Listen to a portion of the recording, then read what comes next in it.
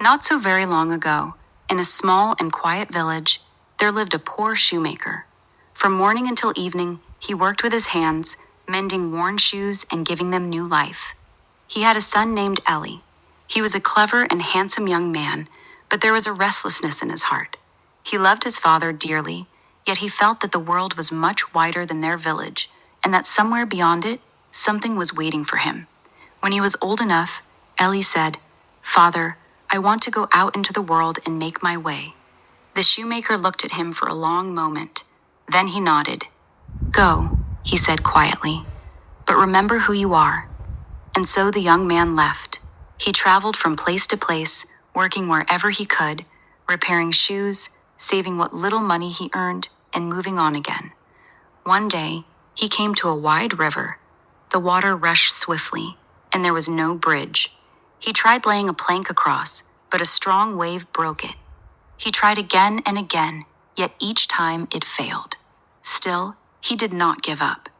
At last, he saw an old tree with a thick, sturdy trunk.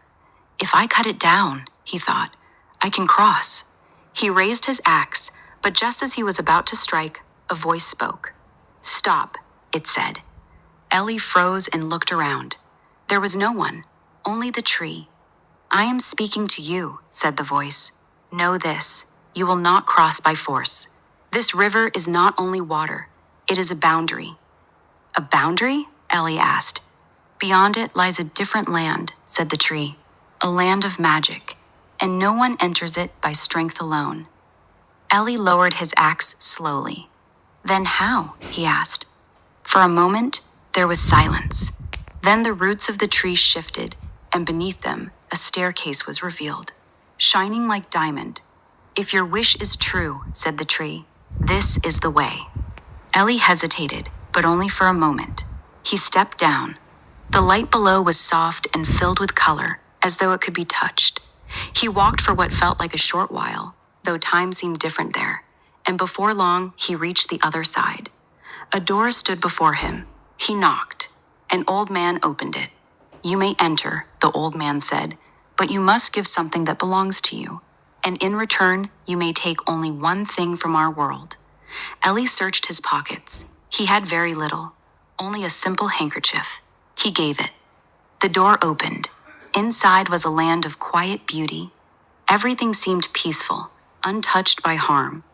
But after a while, Eli felt something stirring inside him, something that beauty alone could not satisfy. He walked on and soon came to a market filled with wonders, flying carpets, water that restored youth, and objects he could not even name. He paused. He was allowed only one choice. Then a voice called out, "Come and see." He turned. A man stood beside a woman who looked plain and ordinary. In his hand was a ring. He placed it on her finger, and at once she became beautiful. When he removed it, she returned to what she had been.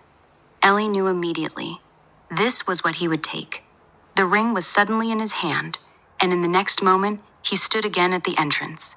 The old man smiled, gently passed his hand over Eli's eyes, and everything disappeared.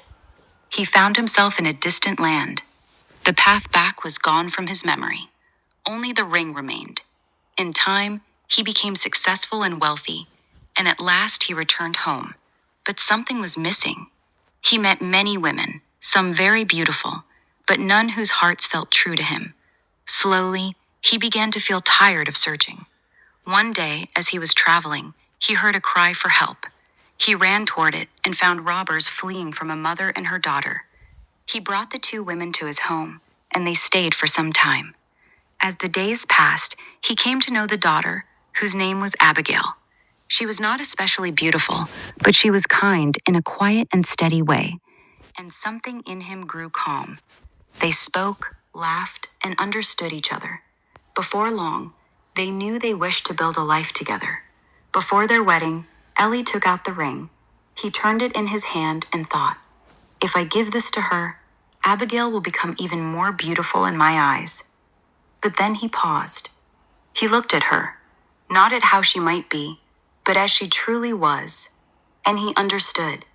He went far from home and, without ceremony, threw the ring away. Their wedding was simple, but full of joy. A few days later, an old man came to their door. Ellie recognized him at once. "You chose well," said the old man.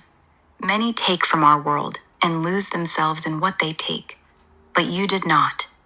He opened a small box and took out 2 pendants. He placed one around each of their necks. "The greatest gift," he said, "is to be happy with what you have." Then he was gone, and the young couple lived their lives together, not without hardship, as all lives are, but with something steady between them, something that did not depend on magic. And that, in the end, was enough.